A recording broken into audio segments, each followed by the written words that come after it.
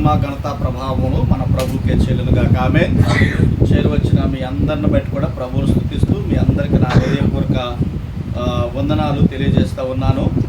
నిజంగా మరి లోకంలో ఉన్నవారు లోకంలో ఆనందిస్తూ ఉంటున్నప్పుడు మనమైతే మన రక్షకుడైన దేవుని సన్నిధిని ఈ రీతిగా చక్కగా ఆనందించడానికి, ఆయన వెచ్చదనాన్ని అనుభవించడానికి, ఆయన ఆత్మస్పర్శ తాకిడి కలిగి ఆయన సన్నిధిలో ఈ రీతిగా ప్రభువుని ఆరాధించడానికి ఇప్పటి వరకు ప్రభు చేసిన మేలులను బట్టి, ప్రభు చేసిన ఉపకారాలను బట్టి ప్రభువుని నేను ఎంతగానో స్తుతిస్తూ మరి దేవుణ్ణి గొప్ప చేస్తూ ఉన్నాను. చాలా సంతోషం దేవుని బిడ్డలారా. ఈరోజు గత వారము నేను ఒక ప్రత్యేకమైన అంశాన్ని మీకు తెలియజేశాను. 10 పాయింట్లు చెప్పాను. ఏమిటి అని అంటే, ఒక వ్యక్తి ప్రభువుని నమ్ముకున్న తర్వాత కేవలం మందిరంకు రావడము, కానుకలు సమర్పించడము, లేదా క్రైస్తవుడు అని చెప్పేసి చెప్పుకోవడమో కాదు. కానీ క్రైస్తవుడు అయితే నీవు క్రైస్తవుడుగా కలిగి ఉండవలసినటువంటి 10 విషయాలను మీకు లాస్ట్ వీక్ నేను చెప్పాను. నువ్వు క్రైస్తవుడివి అయితే ఈ 10 విషయాలు నీ లోపల కనపడాలి అనేటటువంటి 10 అంశాలను మీకు నేను లాస్ట్ వీక్ చెప్పడం జరిగింది. అయితే ఈ వీక్ మరి దేవుని సన్నిధిలో నేను ప్రభుతో వాక్యం ధ్యానం చేస్తూ ఉన్నప్పుడు ప్రభు నాకు ఇచ్చినటువంటి మంచి ఆలోచన ఏంటి అని అంటే, ఫస్ట్ నాకు దేవుడిచ్చిన ఆలోచన, దేవుడే సృష్టించిన సృష్టికర్తే 3 సందర్భాల్లో మీరెవరో నాకు తెలియదు అని అన్నాడు. మూడు గుంపులతో అన్నాడు, మీరెవరో నాకు తెలియదు అని అన్నాడు. దేవుడు గుర్తించలేని వ్యక్తి భూమి మీద ఎవడు లేడు. అవునా కదా? ఎందుకు? కారణం చెప్పండి అందరూ. కారణం చెప్పండి. దేవుడు గుర్తించలేని వ్యక్తి లేదా దేవుడు కనపడని వ్యక్తి ఎవరైనా ఉన్నారా భూమి మీద? గట్టిగా చెప్పాలి మీరు. ఎందుకు? సృష్టించిన సృష్టికర్త ఆయనే అంటూ బైబిల్ గ్రంథంలో ఆయన కనులకు మరుగైనది ఏది లేదని ఉంది.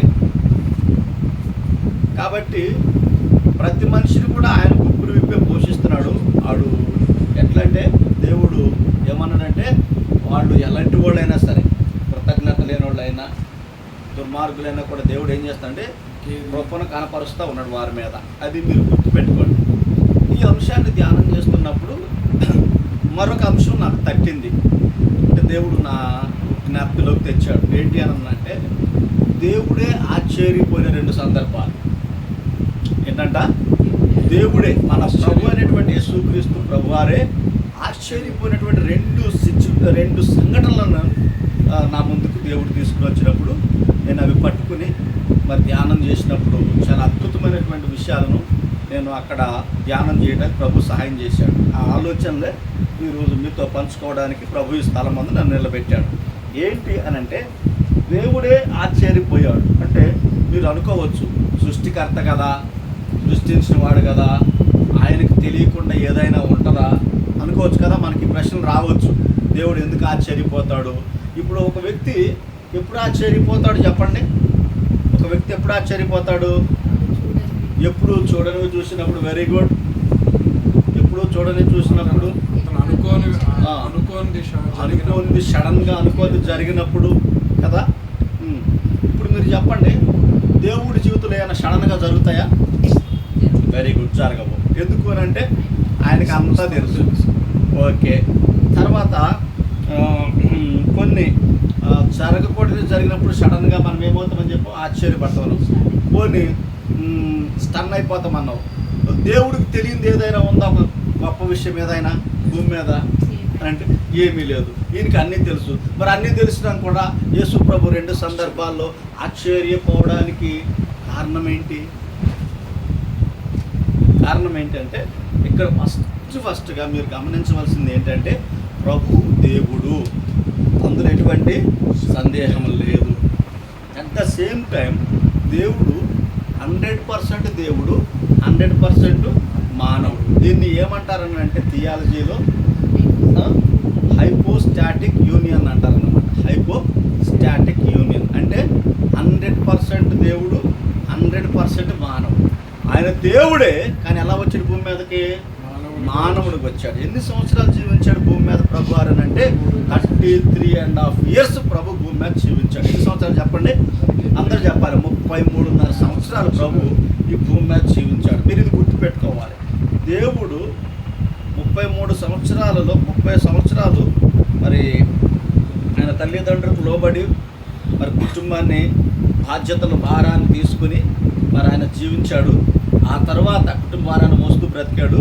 ఆ తర్వాత 3.5 సంవత్సరాలు, లాస్ట్ 3.5 సంవత్సరాలలో తాను మరి ఎందు నిమిత్తం ఈ భూమి మీదకి పంపబడ్డాడో తన పరిచర్యను ప్రారంభించి మరి 12 మంది శిష్యులను తయారు చేసి మరి వారిని ఏం చేశాడు చెప్పండి, దేవుడు సువార్త కొరకై పంపించడం మనం చూస్తూ ఉన్నాం. అయితే ఇక్కడ గమనించవలసిన విషయం ఏంటి అని అంటే, ఈ సందర్భంలో దేవుడు ఈ భూమి మీద పరిచర్య చేస్తున్న ఈ 3.5 సంవత్సరాల యొక్క ఈ సందర్భంలో దేవుడు చూసినటువంటి కొన్ని సిచ్యువేషన్స్లో ఒక 2 సిచ్యువేషన్స్లో దేవుడు ఆశ్చర్యపోయాడంట. యేసు ప్రభు ఎలా వచ్చేపోయాడు చెప్పండి, ఆశ్చర్యపోయాడు. ఏంటంటే దేవుడు ఆశ్చర్యపోయాడంటే ఇది మీరు మన వేరే థింకింగ్లోకి వెళ్ళొద్దు. ఇది అంటే ఆ పరిస్థితి దేవుడే ఆశ్చర్యపోయేలాగా చేసింది అని అంటే ఆ పరిస్థితులు ఎలాంటివో మీరు గమనించాలి. అంటే దేవుడికి తెలియంది కాదు, దేవుడికి అంతా తెలుసు కదా, దేవుడికి అంతా తెలుసు. అందుకే మీకు మొట్టమొదటి విషయం మొట్టమొదటిది ఏంటంటే వీరికి విశ్వాసం బాగుందలే, వీళ్ళు మనోళ్ళేలే అని అనుకున్నప్పుడు వాళ్ళ దగ్గర విశ్వాసం కనపడలేదు. ఆ విషయం దేవుడు ఆశ్చర్యపోయాడు. ఏమనుకున్నాడు, వీళ్ళు మన స్వకీయులే, వీళ్ళందరికీ మరి దేవుడు తెలుసు అనుకున్నప్పుడు వాళ్ళ ముందు అద్భుతాలు చేశాడు, వాళ్ళ ముందు ఆశ్చర్యకార్యాలు చేశాడు. అలా చేసినాక కూడా వాళ్ళు ప్రభువుని ఏం చేయలేదు చెప్పండి, వారు విశ్వసించలేదు. అందుకని దేవుడు ఆశ్చర్యపడ్డాడు. రెండవది ఎందుకు ఆశ్చర్యపడ్డాడని అంటే, విదేశీయులు పక్క వాళ్ళు దేవుని యొక్క శక్తి తెలుసుకుని, దేవుని గొప్పతనం తెలుసుకుని ఆయన దగ్గరకు వచ్చి ఆయన శరణ వేడి తగ్గించుకుని మరి నీ కనికరం మాకు కావాలయ్యా అని ప్రభు శరణ వేడినప్పుడు వాళ్ళు చూపించినటువంటి ఆ విశ్వాసాన్ని బట్టి దానిని ప్రభు గొప్ప విశ్వాసం అని అన్నాడు. ఏమన్నాడు చెప్పండి, గొప్ప విశ్వాసాన్ని బట్టి ప్రభు ఆశ్చర్యపడు. అంటే ప్రభు ఆశ్చర్యపరిచిన 2 విషయాలు ఏంటంటే, విశ్వాసులు అనుకున్న వాళ్ళ దగ్గర ఉన్న అల్ప విశ్వాసాన్ని చూశాడు, విశ్వాసులే కాదనుకున్న వాళ్ళ దగ్గర గొప్ప విశ్వాసాన్ని చూశాడు. ఈ 2 సిచ్యువేషన్స్లో దేవుడు ఆశ్చర్యపడినట్లుగా మనం గమనించగలుగుతాం బైబిల్ గ్రంథంలో. అవి రిఫరెన్సెస్ ఏంటి అని అంటే, మార్కు సువార్త 6వ అధ్యాయం 5వ వచనంలో మరి వారు అవిశ్వాసంలోకి ఆశ్చర్యపోయాడు. తన స్వజనుల మధ్యలో వారు అవిశ్వాసానికి ఆశ్చర్యపోయాడు.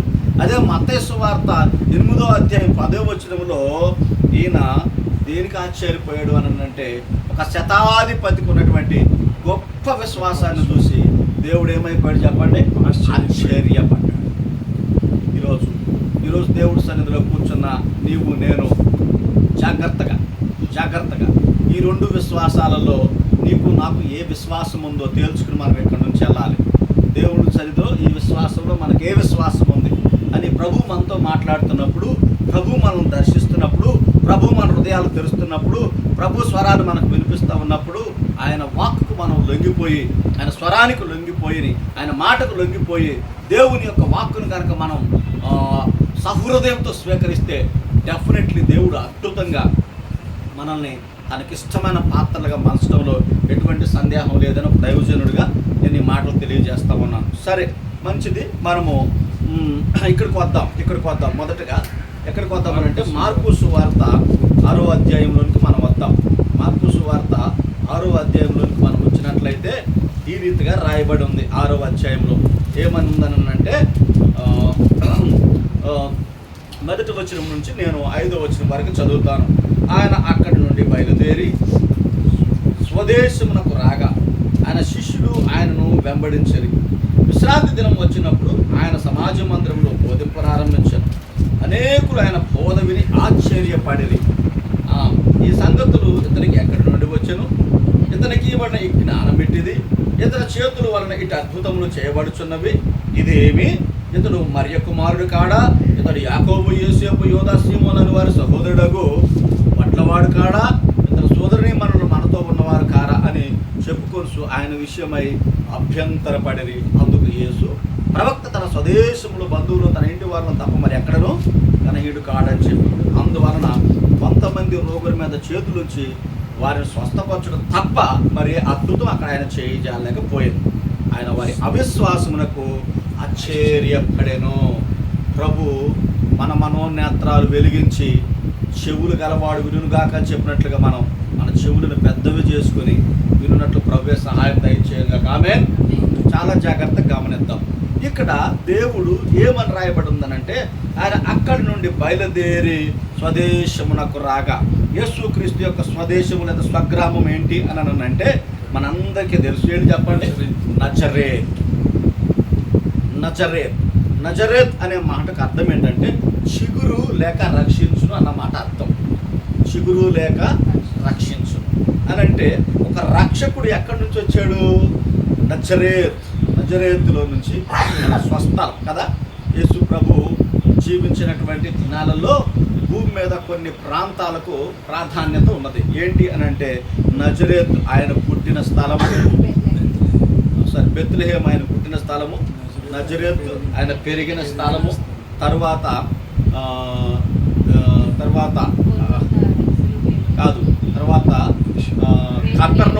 కపెర్నహూము ఆయన సేవ చేసిన స్థలము, తర్వాత బేతనీయ దేవుడు విశ్రాంతి తీసుకున్నటువంటి స్థలాలు. బేతనీయలో ఎప్పుడు విశ్రాంతి తీసుకున్నాడు. కపెర్నహూము ఆయన సేవా కేంద్రంగా పెట్టుకున్నాడు. తర్వాత నజరేత్లో ఆయన సేవ ప్రారంభించాడు. బెత్లెహేములో ఆయన జన్మించాడు.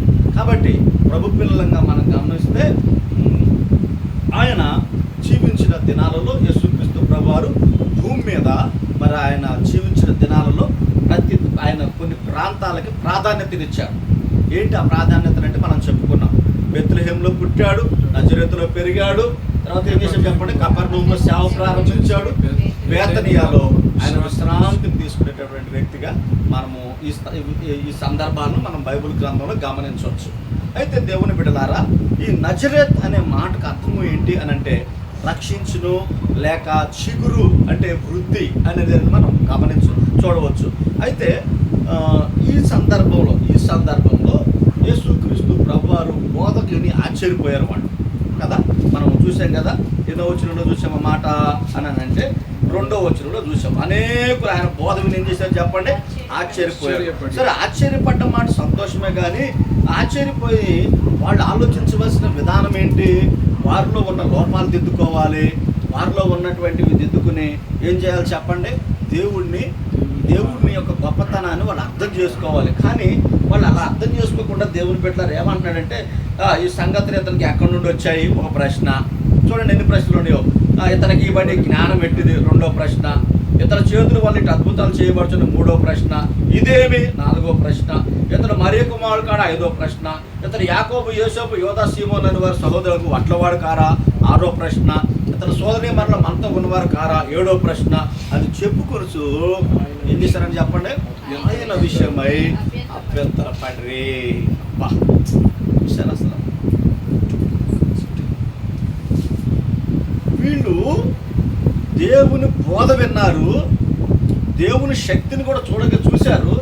కానీ ఎన్ని ప్రశ్నలు వేసుకుని వీళ్ళ అవిశ్వాసాన్ని వ్యక్తపరిచారు చెప్పండి? వీళ్ళ అవిశ్వాసాన్ని 7 ప్రశ్నలతో వ్యక్తపరిచారు. 7 ప్రశ్నలు వేసి వీళ్ళ అవిశ్వాసాన్ని వ్యక్తపరిచారని అంటే వీళ్ళు ఎంత అవిశ్వాసపరులో మనం ఇక్కడ చూస్తా ఉన్నాం. యేసు ప్రభువుని ఏమని అన్నాడు? అందుకే కదా దేవుడు మనము పాత నిబంధన గ్రంథంలో గతంలో కూడా మీకు చెప్పాను, యాజకులకి మందసం మోసే యాజకులకి ప్రజలకు మధ్య ఎంత దూరం ఉండాలి? 2 కోసుల దూరం ఏమో అంటే అక్కడ కొంత దూరం ఉండాలని అంటాడు. 2 మూరలో 2 కోసులు అంటాడు అక్కడ. చూడండి యెహోషువ గ్రంథం ఆ మాట చూడండి ఏమని ఉంటుందో. యెహోషువ గ్రంథంలో 3వ అధ్యాయంలోకి మీరు రండి. యెహోషువ గ్రంథము ఎంత దూరం ఉండాలో చెప్తాడు చూడండి. 3వ అధ్యాయము ఏమంటాడు చూడండి.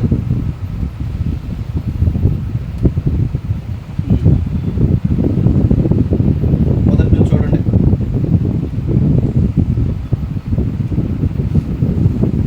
2000 మూరల దూరం ఉండాలంటాడు 4వ వచనం. మీకును దానికి దాదాపు 2000 మూరల ఎడమ ఉండవాలి. అంటే దేవుడి యాజకులకి అంటే మందసానికి ప్రజలకు మధ్య ఎంత దూరం ఉండాలంట? 2000 మూరలు. అంటే జాగ్రత్తగా గమనించండి. ఎందుకు దేవుడు ఈ దూరాన్ని చెప్పాడు? ప్రజల్ని ఎందుకు దగ్గరికి పెట్టలేదనంటే, ఈ ప్రజలకున్న చెడు స్వభావము, చెడు అలవాటు ఏంటంటే, ఎవరైనా సరే ఇప్పుడు కూడా మనం కూడా అంతే, కొంచెం ఎక్కువ ప్రేమ చూపించి దగ్గరగా చేర్చుకున్నాం అనుకో, ఆ వ్యక్తిని చులకనగా తీసుకుంటారు. ఒక వ్యక్తి స్ట్రిక్ట్గా ఉండి వార్నింగ్లు ఇస్తూ స్ట్రిక్ట్గా ఉన్నాడు అనుకో, ఆ వ్యక్తిని ఎట్లా చూస్తారు చెప్పండి? గంభీరంగా చూస్తారు. లేదా ఇంకొక వ్యక్తి ఎవడన్నా కనికరం చూపించి జాలిపడి ప్రేమతో దగ్గరకు వచ్చారనుకో, వీడు మన ప్రేమిస్తాడంటే ఇతను ఎందుకు ప్రేమిస్తాడు, ఇతనికి ఏం అవసరం ఉందో అని ఆ వ్యక్తిని ఎలా చూస్తారు చెప్పండి? చులకన భావంతో చూస్తారు. అందుకే దేవుడు ఆనాడే యాజకులతో చెప్పాడు, మోషేతో చెప్పాడు, సరే యెహోషువతో చెప్పాడు, మీరు మందసం మోసేటప్పుడు మీకు నాకు ఎంత దూరం ఉండాలన్నాడు?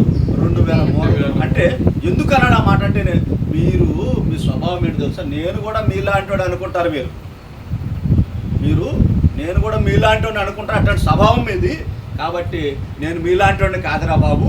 దేవుని యొక్క సార్వభౌమత్వం ఎంత గొప్పది అని అంటే, నేను ఎలాంటి వాడు? మన దేవుడు నోటి మాటతో సృష్టిని కలుగజేసిన వాడు. కలుగునుగాక అంటే సమస్తం కలిగింది. మన దేవుడు ఎలాంటి వాడనంటే, మన దేవుడు ఎలాంటి వాడు అంటే మనకు తెలుసా? పెద్ద గుంట తీసి దాని లోపల నీళ్లు పోసి దాని లోపల రకరకాల జలసరులను పెట్టాడంటే, ఆ సముద్రాన్ని సృష్టించాడంటే ఎంత జ్ఞానం దేవుడు చెప్పండి. ఆకాశాన్ని విశాలపరిచి దాని లోపల మెరిసే నక్షత్రాల గ్రహాలు ఉంచాడంటే ఆయన జ్ఞానం ఎంత గొప్ప చెప్పండి. భూమిని అలాపరిచి భూమిలో నుంచి రకరకాల రంగుల మొక్కలు, రకరకాల వృక్ష ఫలాలను మొలిపించాడంటే దేవుని జ్ఞానం ఎంత గొప్పదో చూడండి. ఇప్పుడు చెప్పండి, మనిషి ఎవరు, దేవుడు ఎవరంటే? మనిషి అల్పమైన వాడు, దేవుడు ఎలాంటి వాడు చెప్పండి? ఆయన శాశ్వతుడు, ఆయన శాశ్వతమైన వాడు. అంతే కదా, ఆయన ఎప్పుడు ఆయన ఆది, ఆయనే. మనము అల్పమైన వారు. బైబుల్ చెప్తుంది, నీటి బుడగ లాంటి వాళ్ళు, దుమ్ము లాంటి వాళ్ళు, ధూళి లాంటి వాళ్ళు, ఇంకా ఉదయం పుష్పించి సాయంత్రం వాడిపోయేటట్టు పువ్వు లాంటి వాళ్ళు కదా, మనం ఇలాంటి వాడు. ఇంత గొప్ప దేవుడు. అందుకే ఇక్కడ దేవుడు వారితో ఉండటాన్ని బట్టి, వారి మధ్య బోధించి వారితో గడపడాన్ని బట్టి వాళ్ళు ఏమనుకుంటున్నారు? ఎన్ని ప్రశ్నలు వేశారు చెప్పండి? ఏమంటున్నారు? మొదటి ప్రశ్న ఏంటి? ఈ సంగతులు ఇతనికి ఎక్కడి నుండి వచ్చానో, ఎక్కడి నుంచి వచ్చినాయి తెలియదు వీళ్ళకి. యేసు ప్రభు చెప్పాడు కదా, మరి అంతకుముందు పైనుండి వస్తే తప్ప, పైనుండి అంటే నా అంతటా నేను బోధించలేదు, దేవుడు నాకు ఏం చెప్పాడు, నాకు అనుగ్రహించింది చెప్తున్నానని అంటాడు. చూడండి, మరి వీళ్ళు గ్రహించలేదు ఇతనికి సంగతులు ఎక్కడి నుండి వచ్చాయి, ఇతనికి ఇవ్వండి జ్ఞానం ఎట్టుది అంటే ఈయన జ్ఞానము ఎట్టుది చెప్పండి అని అంటే, ఒకడు వచ్చి అన్నాడు, కైసరికి పన్ను కట్టడం న్యాయమా కాదా చెప్పు అని అన్నాడు. పన్ను యుద్ధమైపోందమని అన్నాడు. దేవుడు వాళ్ళ కుయ్యకు తిరిగి ఏమని అన్నాడు చెప్పండి? ఒక నాణ్యం నాకు చూపించండి అని చెప్పిన తర్వాత ఆ నాణ్యాన్ని యేసు ప్రభుకు చూపించినట్టు ఈ వ్రాతయు ఈ బొమ్మ ఎవరిదని అన్నాడు, కైసరు అన్నాడు. అయితే కైసరు దేవుడు అంటే నెమ్మ తిరిగిపోయింది వాళ్ళకి. చూసారా దేవుడు ఎంత జ్ఞానం. తర్వాత దేవుడు 12 సంవత్సరాల ప్రాయంలో యెరూషలేములో కూర్చొని ఆ యొక్క శాస్త్రులతో ప్రధానులతో తర్కిస్తూ ఉన్నప్పుడు 12 సంవత్సరాల వయసులోనే ప్రభువుకి ఎవడు కూడా సమాధానం చెప్పలేకపోయాడు. ఆయన జ్ఞానం అంత గొప్పది. అందుకే కదా కొరింథీ పత్రికలో రాస్తాడు, మనుషుని జ్ఞానము దేవుడు వెర్రితనం కన్నా తక్కువైంది. ఎంత చెప్పండి? మనుషుని జ్ఞానం దేవుని వెర్రితనం కన్నా మన జ్ఞానం తక్కువ. అయితే ఇక్కడ జాగ్రత్తగా గమనిస్తే వీళ్ళు 7 ప్రశ్నలు. ఒకటి, ఇతనికి జ్ఞానం ఎక్కడ ఇవ్వబడింది, ఇతనికి తర్వాత ఇంకేమని చెప్పండి? అద్భుతాలు, ఇతని చేతుల వలన ఇటు అద్భుతాలు. మూడోది, ఇతని చేతుల వల్ల ఇటు అద్భుతాలు చేయబడుతున్నవి.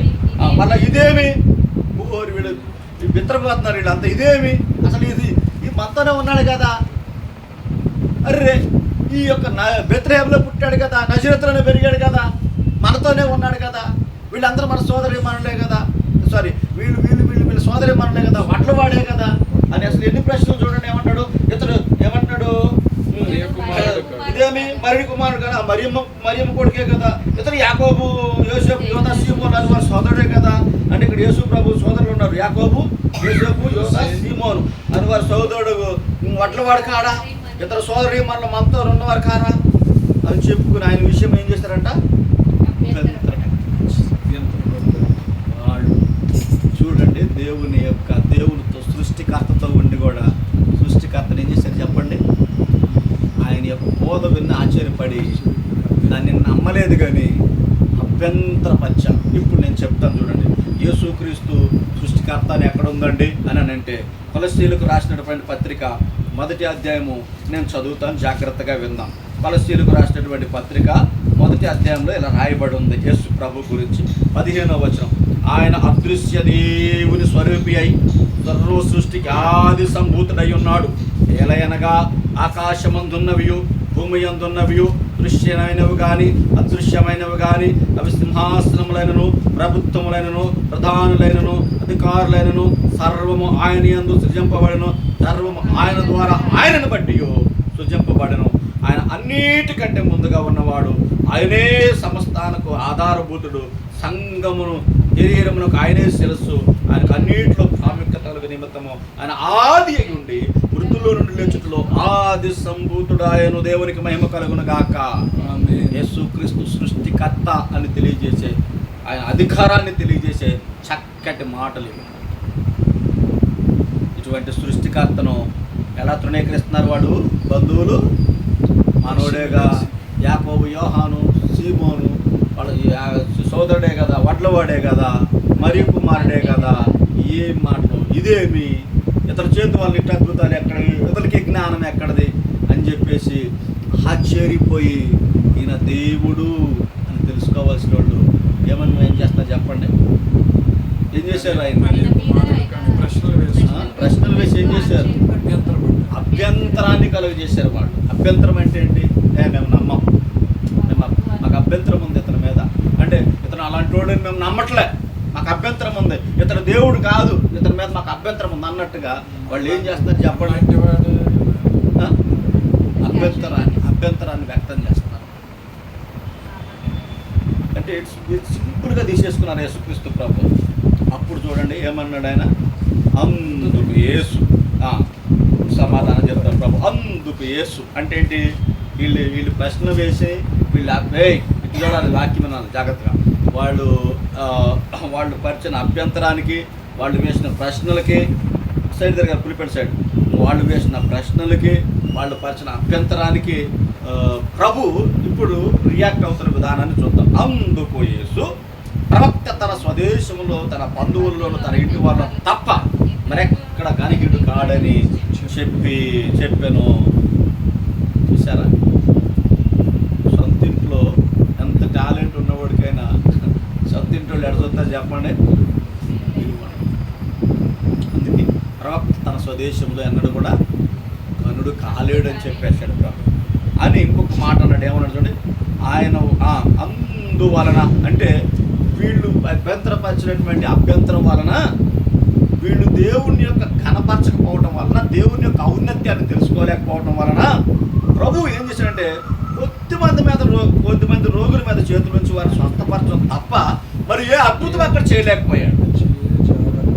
కారణం ఏంటంటే అద్భుతాన్ని చేయలేకపోయాడు. కారణం ఏంటి అని అంటే వారికి ఏముందంటే చెప్పండి, అభ్యంతరం ఉంది మొదటగా, రెండోది విశ్వాసం.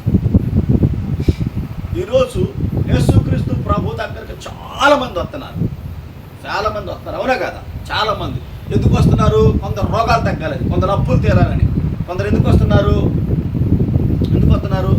కొందరు ఆశీర్వదింపబడాలని, కొందరు దేవుణ్ణి వేరే విధానాల్లో చూసుకుని వస్తున్నారు. కానీ మనము బైబిల్ ఎందుకు రావాలంటే యేసు దేవుడని నమ్మాలి, ఆయన ఆరాధించడానికి రావాలి మనం. అందుకే యేసు దేవుడిని నమ్మి మృతుల్లో నుండి ఆయన లేచి ఉన్నాడని నువ్వు యేసు దేవుడిని నమ్మి హృదయం అందు విశ్వసించి ఆయన మృతుల్లో లేచి నమ్మిన నీకేమొచ్చింది చెప్పండి, రక్షణ వస్తుంది. ఈరోజు యేసుని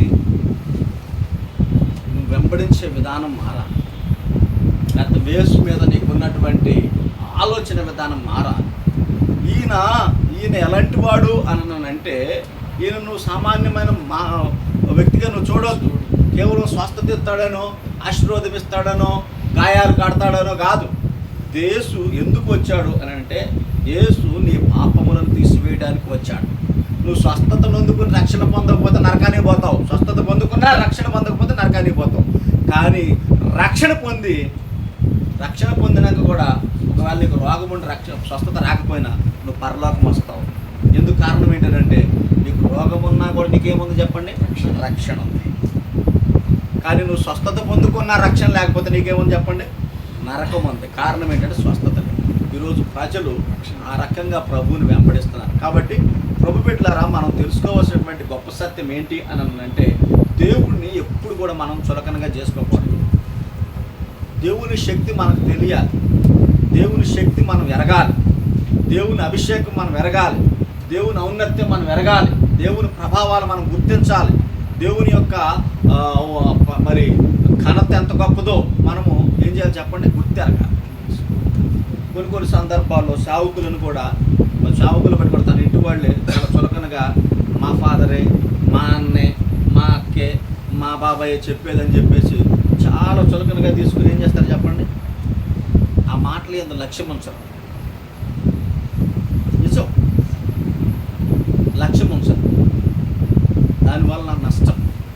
ఇప్పుడు యేసు ప్రభు అందుకే ఆశ్చర్యపడి వీళ్ళ అవిశ్వాసాన్ని బట్టి, వీళ్ళు విశ్వాసం ఉంచవలసిన ప్రజలు ఏం చేశారు చెప్పండి? అభ్యంతరాన్ని వ్యక్తపరిచారు, అవిశ్వాసాన్ని పెంచారు. అందుకని దేవుడు అక్కడ ఎన్నో అద్భుతాలు చేయలేకపోయాడు. కొంతమంది మీద అవసరం ఉన్న వాళ్ళ మీద చేతులు వేసి కొంతమంది మీద వారు స్వస్థపరిచాడు తప్ప అద్భుతాలు చేయలేకపోయాడు. అద్భుతాలు చేయలేకపోవడానికి రీజన్ ఏంటి అని అంటే వారి అవిశ్వాసం. అందుకే కదా, అమ్మా నువ్వు నమ్మిన ఎడల దేవుని మహిమను చూస్తావు అంటే, విశ్వాసం కానిది ఏదో అది పాపం. పాపంతో మీరు ఉన్నారు. విశ్వసించేవాడు కలవరపడటం అనే యెషయా గ్రంథంలో ఉంది. నువ్వు నమ్మడం వలన ఏముంది చెప్పండి? నువ్వు నమ్మితే దేవుని మహిమను చూస్తావు అన్నాడు. ఎవరితో? మార్తతో.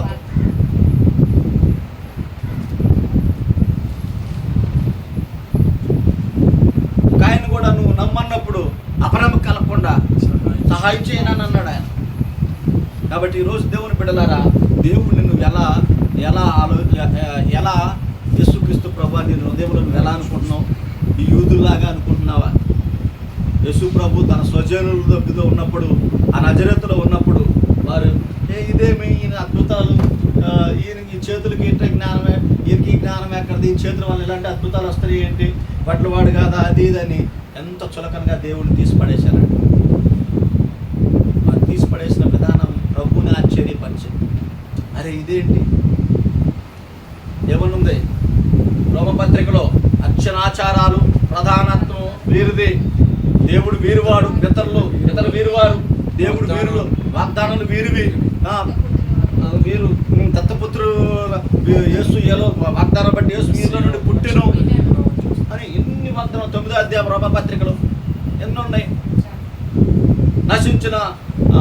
నేను ఇశ్రాయేలు నశించిన వారి అతకే వచ్చానని ఎన్నో సందర్భాల్లో చెప్పాడు ప్రభు. ఇంత మాట చెప్పినా కూడా, వారి పరకే వచ్చానని చెప్పినా కూడా, వీరు ఎంత సింపుల్గా దేవుణ్ణి ఎంత సింపుల్గా తృణీకరించి మరి అవిశ్వాసాన్ని వ్యక్తపరిచి దేవుని కార్యాలు జరగకుండా అడ్డుపడ్డారో, ఆ సందర్భంలో దేవుడు ఏం చేశాడని చెప్పండి దేవుని బిడ్డలారా? ఆశ్చర్యం. ఈరోజు సంఘంలోకి వస్తే కొన్ని మాటలు చెప్తాను. యేసయ్య అద్భుతం పడకుండా వారు అవిశ్వాసం అడ్డుపడినట్టుగా ఏంటి, ఈరోజు సంఘాల్లో నేడు కూడా అనేకులు అవిశ్వాసం వలన దేవుని అద్భుతాలకు ఆశ్చర్య కార్యాలకు అడ్డుకట్టుకున్నారు. దేవుడు సన్నిధిలోకి వచ్చి ఆయన శక్తిని పొందుకోలేకపోతున్నారు. కారణం చెప్పండి, బైబుల్ సత్యాలు విశ్వసించడం. ఎందుకు ఈరోజు నేటి క్రైస్తవంలో చాలామంది అద్భుతాలను, ఈ దేవుని యొక్క కార్యాలను పొందుకోలేకపోతారంటే ఫస్ట్ ఒక రీజన్ ఏంటంటే, మొట్టమొదటిగా వారు ఏం చేస్తారంటే బైబుల్ సత్యాలను విశ్వసించట్లేదు. చాలామంది మందిరంలోనే ఉంటారు కానీ మీరు బైబుల్ సత్యాలను ఏం చేస్తున్నారు చెప్పండి దేవుని బిడ్డలారా? విశ్వసించట్లేదు. యేసు దేవుడిని బైబుల్ చెప్తుంది, చాలామంది విశ్వాసం ఉంచట్లేదు. ఏదో కులదేవుడిగా కొంతమంది కొలుస్తున్నారు ఈరోజు. నేను ఎరుగుదును కులదేవుడు, ఆ కులదేవుడు అన్నట్టు తరతరాల నుంచి మా నాన్నలు నమ్మారు, నేను నమ్మాను అన్నట్టు ఒక ఆచారంతో కులదేవుడు అన్నట్టుగా కొలుస్తున్నారు తప్ప, బైబుల్ చెప్పింది యేసు ప్రభు దేవుడు అని నేను విశ్వసిస్తున్నాను, నా దేవుడిని నా రక్షకుడిగా, నా పర్సనల్ సేవియర్గా నేను యాక్సెప్ట్ చేస్తానని చాలామంది చెప్పలేకపోతున్నారు నేడు దినాలలో. అందుకే దేవుని అద్భుతాలు ఈరోజు చాలా సంఘాలు చూడలేకపోతున్నాయి. చాలా సంఘాలు డ్రై అయిపోయి ఉన్నాయి, ఈ రోజుల్లో డ్రై అయిపోయి ఉన్నాయి, ఎండిపోయి ఉన్నాయి. ఆచారం ప్రకారం మీద ఆదివారం వెళ్ళాలి రావాలన్నట్టు ఉన్నాయి తప్ప చాలా సంఘాలు ఎలా ఉన్నాయని అంటే ఎండిపోయి దేవుని జీవం లేనటువంటి సంఘాలుగా ఎన్నో సంఘాలు ఉన్నాయి. వాక్యం చెప్తుంటే నిర్లక్ష్య స్వభావం ప్రజల్లో, వాక్యం చెప్తుంటే దాన్ని తట్టుకోలేని స్వభావం ప్రజల్లో, వాక్యం చెప్తుంటే సరిగ్గా వినలేని స్వభావం ప్రజల్లో ఎక్కువైపోతున్న కారణం ఏంటంటే దేవుని యొక్క సత్యాలను, బైబిల్ సత్యాలను వాడు విశ్వసించలేకపోతున్నారు ఈరోజు సంఘాల్లో. అంత మాత్రంగా దేవుని బిడ్డలారా, నేడు పరిశుద్ధాత్ముడు వరాలను పొందాలనే అవకాశాన్ని కూడా నేను ఏం చేస్తాను నిరాకరిస్తున్నాను. పరిశుద్ధాత్మ వరాన్ని పొందుకో అంటే పరిశుద్ధాత్మ దేవుడు మనకు కొన్ని వరాలు ఇచ్చాడు, అవి పొందుకునే విషయంలో కూడా వాళ్ళు ఏం చేస్తారంటే నిరాకరణ చూపిస్తున్నారు. దేవుడు తన వరాలను ఇస్తూ ఉంటే ఆ వరాలను కూడా ఏం చేస్తాడు చెప్పండి, నిరాకరిస్తాడు. దేవుడు కొందరు స్వస్థపరిచే వారం ఇస్తాడు, కొందరు హెచ్చరించే వారం ఇస్తాడు, కొందరు బుద్ధి చెప్పే వారం ఇస్తాడు కదా. ఇవన్నీ అక్కడ కొరింథీ పత్రికలో రాయబడుతూ 9 కృపావరాలు ఉంటాయి కదా.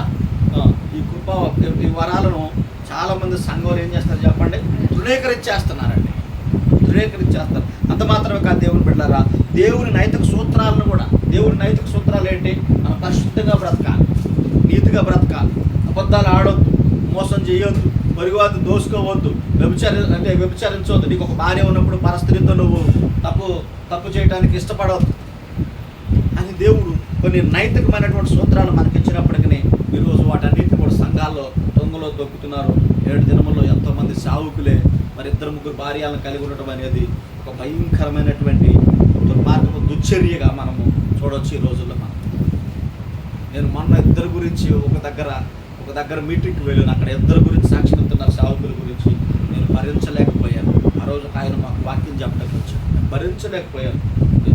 ఆయనకి 2 భార్యలు, ఇంకొక ఆయన భార్యలు కాదు కానీ భార్యలా పెట్టు. ఏంటి ఇంత దుర్మార్గ కార్యం అని అంటే, మీరు ఆ రోజు యూదులు ఎట్లా ఉన్నారు యేసు ప్రభువుని ఎంత చులకనగా చూశారో, ఈరోజు కూడా యేసు ప్రభుని అంత చులకనగా చూస్తూ వారి దుర్మార్గం, దుశ్చర్య కార్యాలను సంఘాల్లో చేస్తూ ఉన్నారు. ఇవన్నీ మనం దేవుని పిల్లలు గుర్తుపెట్టుకుని ఏడ్చి రోధించి అలాంటి బిడ్డల కొరకు మనం ప్రార్థించవలసిన వారంగా ఉన్నాం.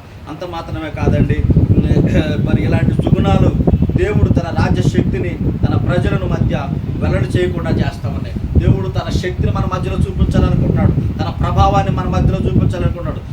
తన యొక్క శక్తిని మనకు చూపించి మన మధ్యలో ఆయన గనుడుగా ఉండాలని ఆశపడుతుంటే మనం ఎన్నో సందర్భాల్లో దేవునికి ఆ అవకాశం ఇవ్వకుండా మనం ఏం చేస్తామంటే ఆ యూదులు సింపుల్గా వడ్డవాని కుమారుడుగాడా, వడ్లవాడుగాడా, మరియ కుమారుడుగాడా, ఇదేమి ఇతర కార్యాలు ఎలా వచ్చినాయి, ఈయనకి జ్ఞానం ఎక్కడిది అని పిచ్చి ప్రశ్నలతో ఈరోజు కూడా మనం కూడా ఏం చేస్తూ ఉన్నామంటే దేవుడిని వెరీ సింపుల్గా తీసి పక్కన పెట్టేస్తాం. ఈరోజు నువ్వు అభ్యంతరపరిచే క్రైస్తవుడువా లేకపోతే ప్రభువును ఘనపరిచే క్రైస్తవుడువా, నిన్ను నువ్వే పరీక్షించుకో దేవుని బిడ్డ. నువ్వు అభ్యంతరపరిచేవాడు అయితే ఇంకా నువ్వు క్రీస్తుకు వేలపట ఉన్నావు, లేదా నువ్వు దేవుణ్ణి విశ్వసించేవాడు అని అయితే క్రీస్తులోని ఉన్నావు. ఎక్కడున్నా చెప్పండి, క్రీస్తు. ఇది ఒక విషయం అండి, ప్రభువుని ఆశ్చర్యపరిచిన విషయం. 2వ విషయానికి నేను వస్తున్నాను. ప్రభువుని ఆశ్చర్యపరిచిన 2వ విషయం ఏంటంటే, ఇప్పుడు వద్దాం మత్తయి సువార్త 8వ అధ్యాయానికి. ఇంకా ఎన్నో విషయాలు మనం మాట్లాడుకోవచ్చు, కానీ ఇంకొక ఈ విషయం కూడా మనం మాట్లాడాలి కాబట్టి మరి మనము ఇక్కడికి వద్దాం. 8వ అధ్యాయంలో మనం వద్దాం. మత్తయి సువార్త 8వ అధ్యాయంలోకి వస్తే ప్రభు ఇక్కడ ఒక విశ్వాసాన్ని చూసి ఆయన ఆశ్చర్యపడ్డాడు. ఏంటి విశ్వాసం అని అంటే, 8వ అధ్యాయము నేను కొన్ని వచనాలు చదువుతాను. కొన్ని వచనాలు 5వ వచనం నుండి 10వ వచనం నుండి నేను కొన్ని వచనాలు చదువుతాను. 10వ వచనం దాకా చూడండి. ఆయన కపెర్నహూములో ప్రవేశించినప్పుడు ఒక శతాధిపతి ఆయన యొద్దకు వచ్చి, ప్రభువా, నా దాసుడు పక్షవాయువుతో మిగులు బాధపడుచున్నాడు, ఇంట్లో పడి ఉన్నాడని చెప్పి ఆయనను వేడుకొనెను. యేసు, నేను వచ్చి వానిని స్వస్థపరిచేదనని అతడితో చెప్పగా, ఆ శతాధిపతి, ప్రభువా, నువ్వు నా ఇంట్లోకి వచ్చుటకు నేను పాత్రుడును కాను, నువ్వు మాట మాత్రం సెలవిమ్ము, అప్పుడు నా దాసుడు స్వస్థపరచబడును. నేను కూడా అధికారకు లోబడినవాడు, నా చేతి కింద సైనికులు ఉన్న నేను ఒకరిని పొమ్మంటే పోవును, ఒకరిని రమ్మంటే వచ్చును, నా దాసుని పని చేయమంటే చేయనని ఆయన ఉత్తరం ఇచ్చాను. యేసు మాట విని ఆశ్చర్యపడి, దేవుడు స్తోత్రం కలుగును గాక. ఏమన్నాడు? ఆశ్చర్యపడి, వెంట వచ్చుచున్న వారి నుంచి ఇశ్రాయేలీయులనైనను నేను ఎంత ఇశ్రాయేలులో నేను ఎవరికైనాను ఎంత విశ్వాసం ఉన్నట్టు చూడలేదని నిశ్చయముగా చెప్పుచున్నాను. ప్రభు నిశ్చయంగా అన్నమాట కొన్ని ఉంటాయి. ప్రార్థన చేసే వారికి నిశ్చయంగా మీరు ఫలం పొంది ఉన్నారు, నిశ్చయంగా ఫలం పొంది ఉన్నారని కొన్ని మాటలు మనకు చెప్తూ ఉంటాడు. నిశ్చయంగా చెప్తాను. అలాంటి ఇక్కడ కూడా దేవుడు ఈతల గురించి ఇచ్చే సాక్ష్యం ఏంటంటే, నిశ్చయంగా తనకున్న విశ్వాసం నేను ఇశ్రాయేలులో ఎవరి దగ్గర కూడా నేను కనుగొనలేకపోయాను. దేవుడు స్తోత్రం కలుగుగాక. దేవుడు తన ప్రజల్లో చూడలేనటువంటి విశ్వాసము ఇతర ప్రజల్లో చూడగలిగాడు. దేవుడు అంటే ఏంటో తెలియని ప్రజల్లో చూడగలిగాడు. ఆ వ్యక్తి ఎలా రాగలిగాడు దేవుని ఎందుకంటే 8వ అధ్యాయం 1వ వచనం చూస్తే, ఒక కుష్ఠరోగి వచ్చి ఆయన మ్రొక్కి, ప్రభా నీకు ఇష్టమైతే నన్ను శుద్ధిగా చేయవా అని చెప్తే, అప్పటికే బండ మీద ప్రసంగం ముగించుకుని కిందకు వచ్చాడు ప్రభు. కుష్ఠరోగి వచ్చి స్వస్థత పొందుకున్నాడు. ఈ విషయం బహుశా ఈ కపెర్నహూములో ప్రవేశిస్తున్న యేసు ప్రభు ప్రవేశిస్తున్నప్పుడు ఈ శతాధిపతికి తెలిసి ఉండొచ్చు. శతాధిపతి తెలుసుకున్నట్టు ఈ శతాధిపతి గురించి ఒక 5 విషయాలు చెప్తున్నాడు. సరైన వ్యక్తి దగ్గరకు వచ్చిన శతాధిపతి. దేవుడు స్తోత్రం కలుగును గాక. దేవునికి మహిమ కలుగును గాక. హల్లెలూయా. ఈరోజు యేసు తెలియక, యేసు దగ్గరకు రాక ఈరోజు ఎంతోమంది నష్టపోతూ తమ కుటుంబాలు బ్లాస్ట్ అయిపోతున్నాయి. తమ జీవితాలలో అనుకున్నవి సాధించలేకపోతున్నారు. తమ జీవితాలలో ఏం చేస్తున్నారంటే మంచి చెడు తేడా తెలుసుకోలేకపోతారు, సరైన నిర్ణయాలు చేసుకోలేకపోతున్నారు, సరైన డెసిషన్స్ తీసుకోలేకపోతారు. కారణం ఏంటంటే వారు మంచి వ్యక్తి దగ్గరైనటువంటి ప్రభు దగ్గరికి రాలేక. దేవుడు స్తోత్రం కలుగును గాక. మీరు గమనించినట్లయితే 8వ అధ్యాయం 5వ వచనంలో ఆయన కపెర్నహూములో ప్రవేశించినప్పుడు ఒక శతాధిపతి ఆయన యొద్దకు వచ్చి, దేవుడు స్తోత్రం కలుగును, ఆయన యొద్దకు వచ్చి అన్నది మనం అండర్లైన్ చేయాలి. ఎవరి దగ్గరకు వచ్చాడు? శతాధిపతి. శతాధిపతి అంటే ఎవరంటే 100 మందికి అధిపతి. అంటే 100 మందికి అధిపతి అయినోడి దగ్గర డబ్బులు లేవా? 100 మందికి అధిపతి అయినోడు ఎక్కడికి వెళ్ళాలి చెప్పండి? డబ్బున్నోడు హాస్పిటల్స్కి వెళ్ళారు. వైద్యులు లేరు ఆ రోజు. వెళ్ళొచ్చు కదా? వెళ్ళకూడదా? వెళ్ళొచ్చు. కానీ ఎవరి నోటి ద్వారా విన్నాడో తెలియదు. ఈయన స్వస్థపరిచే దేవుడు అని తెలుసుకుని మన ప్రభు గురించి ఆయన తెలుసుకుని ఏం చేశాడు చెప్పండి? కపెర్నహూములోకి వచ్చినప్పుడు మన దేవుడు ఎలాంటి వాడు అంటే చెప్పండి? ఏమని వచ్చాడైనా? ఒక చేత ఆయన వద్దకు వచ్చి ప్రభువా అని పిలుస్తున్నాడు. ప్రభు అన్న మాటకి ఏంటంటే మై లార్డ్ కదా. ఇంగ్లీష్ ఏమనుంది? ఓ లార్డ్ అంటే అధికారం చేసేవాడా, మమ్మల్ని పరిపాలించేవాడా, మై సుప్రీం లీడర్ అని దేవుణ్ణి కనపరుస్తూ ఆయన అధికారాన్ని ఒప్పుకుంటున్నాడు. చూసారా? అక్కడ ఏం చేశారు వాళ్ళందరూ? ఆయన అధికారాన్ని ప్రశ్నలతో అభ్యంతరపరిచారు. కానీ ఇక్కడ శతాధిపతి ఏం చేస్తున్నాడు? అదే ఇశ్రాయేలులో ఉండవలసిన విశ్వాసాన్ని ఇశ్రాయేలులో చూడలేదు, కానీ అన్యజనులు ప్రభువుని ఎరగని వారి దగ్గర అతికిపోయిన విశ్వాసాన్ని చూసి దేవుడు ఆశ్చర్యపడ్డాడు. అక్కడ వాళ్ళ అవిశ్వాసానికి ఆశ్చర్యపడ్డాడు, వీళ్ళ గొప్ప విశ్వాసానికి ఆశ్చర్యపడ్డాడు. ఈ వ్యక్తి ఎలాంటి నిర్ణయం తీసుకున్నాను అంటే సరి అయిన వ్యక్తి దగ్గరకు వచ్చాడు. దేవుడు స్తోత్రం కలుగును. ఈరోజు నీ సమస్య ఏదైనా దేవుని బిడ్డ రా. సరి అయిన వ్యక్తి ఎవరో? నువ్వు రా ఆయన దగ్గరికి. నీ నిర్ణయం, నీ సమస్య ఏదైనా సరే, నీ సమస్య పరిష్కారం దొరికింది. అసలు ఆయనే కదా కనికరం గల దేవుడు. బిడ్డ నీ చింత నా మీద వేయని అడుగుతున్నాడు కదా. నువ్వు అడగట్లేదు, ఆయన అంటున్నాడు బిడ్డ నీ చింత యావత్తు నా మీద వేయి, బిడ్డ నువ్వు చింతించబాకు అంటున్నాడు. అంటలేదా? ఎంత మంచి మాటలతో పిలుస్తాడు మనల్ని దేవుడు. ఆయన నా యొద్దకు వచ్చి వారు నేను ఎంత మాత్రమో త్రోసివేయను అంటున్నాడు కదా. ఇంకా నన్ను అడగండి మీకు ధారాళంగా ఇస్తాను అంటున్నాడు కదా. నన్ను వెతకండి మేము దొరుకుతాను, తట్టడు తెరుస్తాను అన్నాడు కదా.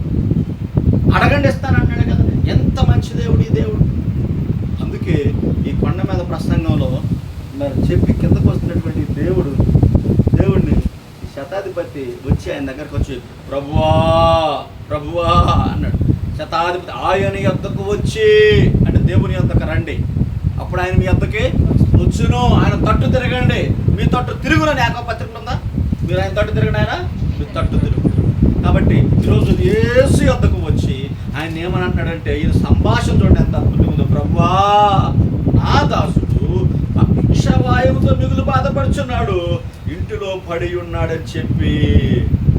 ఏమండి, దాసుడికి పక్షవాయువు వస్తే ఈయనకేంటి చెప్పండి? శతాధిపతికి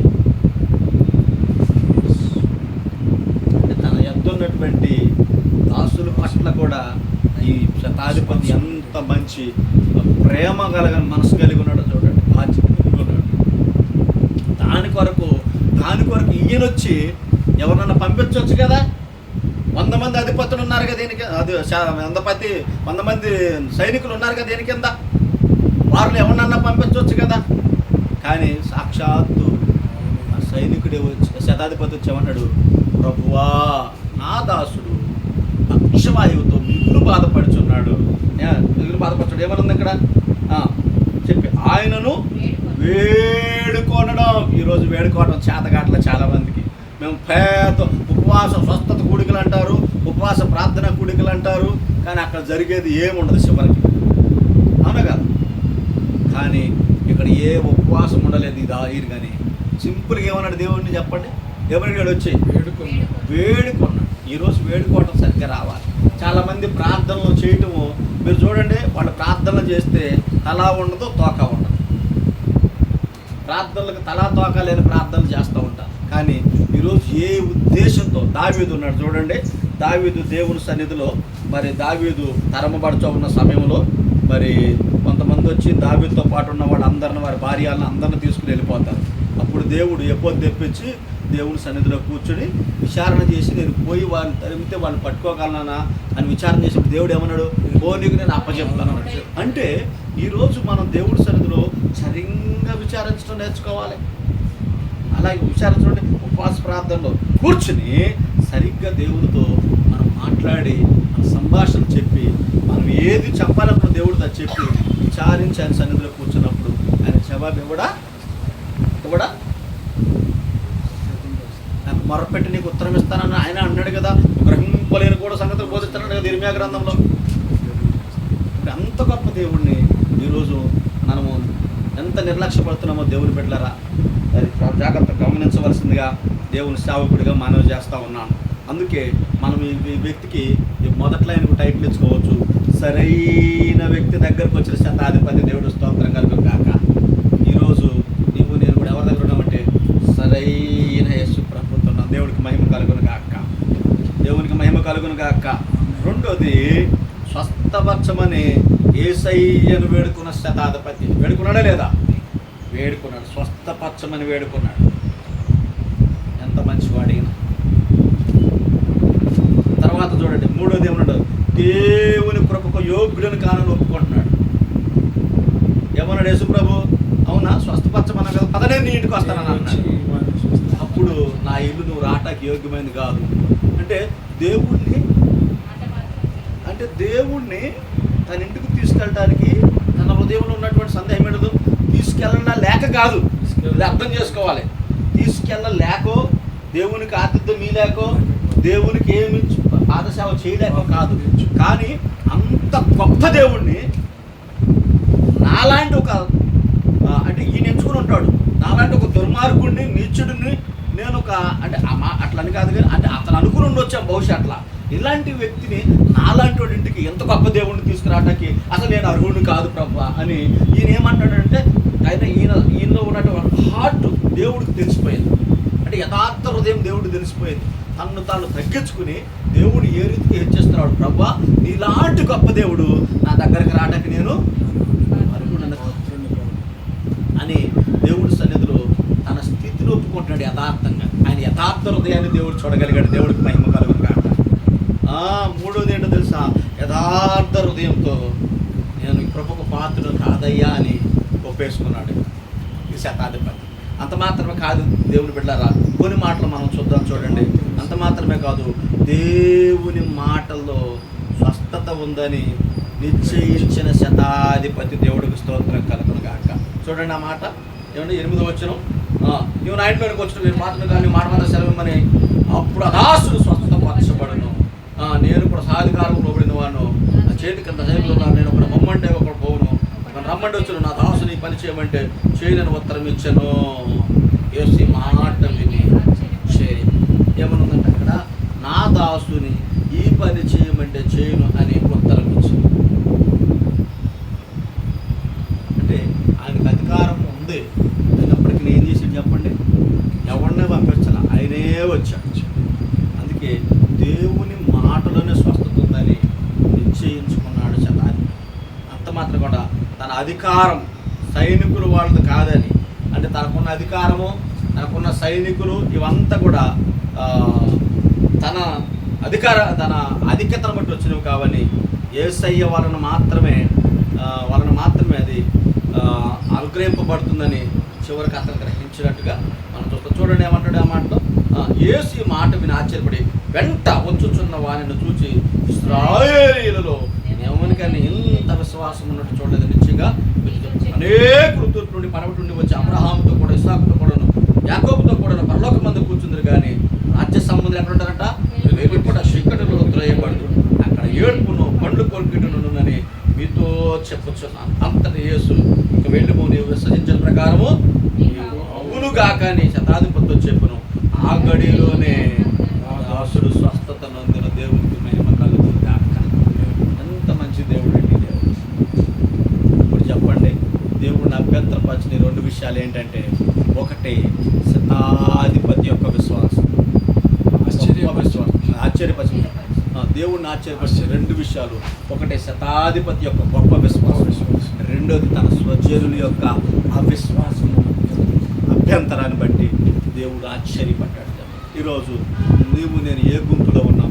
అభ్యంతరపరిచే గుంపులోనా, అవిశ్వాస గుంపులోనా, లేదా గొప్ప విశ్వాసం గుంపులో ఉన్నాం అనేది ఈరోజు నీకు నీవుగా, నాకు నేనుగా గుండెల మీద చేసుకుని ప్రభు సన్నిధిలో మనము తేల్చుకుని వెళ్ళవలసినటువంటి సమయం ఇది. ఒకవేళ ఇప్పుడు వరకు నాది ఇది తగ్గదు, దేవుడు నన్ను స్వస్థపరచడు, దేవుడు వాళ్ళ కాదని ఏదైనా సరే అనుకుంటున్నామేమో, లేకపోతే నా అప్పుల విషయమైన కావచ్చు, నాకు ఉద్యోగం రాదని అనుకుంటున్నామేమో, లేకపోతే నా రోగం తగ్గదని అనుకుంటున్నామేమో, లేకపోతే నా సీటు రాదని, ఏవైనా కూడా వాటెవర్ ఏదైనా కూడా కావచ్చు.